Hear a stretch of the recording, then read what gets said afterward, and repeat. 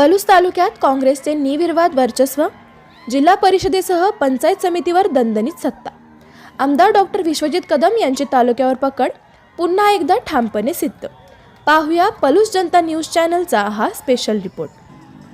पलूस तालुक्यात झालेल्या जिल्हा परिषद व पंचायत समिती निवडणुकीत काँग्रेस पक्षाने अभूतपूर्व यश संपादन करत संपूर्ण तालुक्यावर आपले निर्विवाद वर्चस्व प्रस्थापित केले आहे।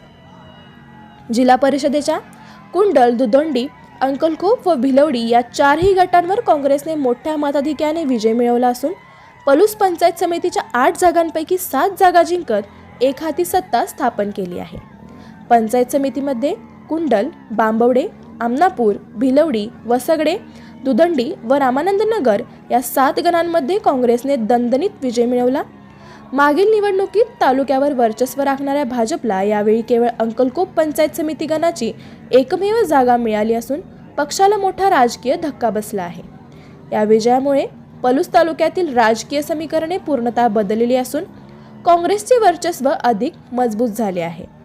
जिल्हा परिषद निवडणुकीत काँग्रेसने जोरदार मुसंडी मारत चारही गटांवर वर्चस्व मिळवले आहे। मागील निवडणुकांमध्ये भाजपाने 3 जिल्हा परिषद गट जिंकले होते, तर कुंडल गटावर राष्ट्रवादी काँग्रेसचा वर्चस्व होता। मात्र यावेळी काँग्रेसने सर्वच गटात भाजपाचा पराभव करत संपूर्ण चित्रच पालटून टाकले आहे।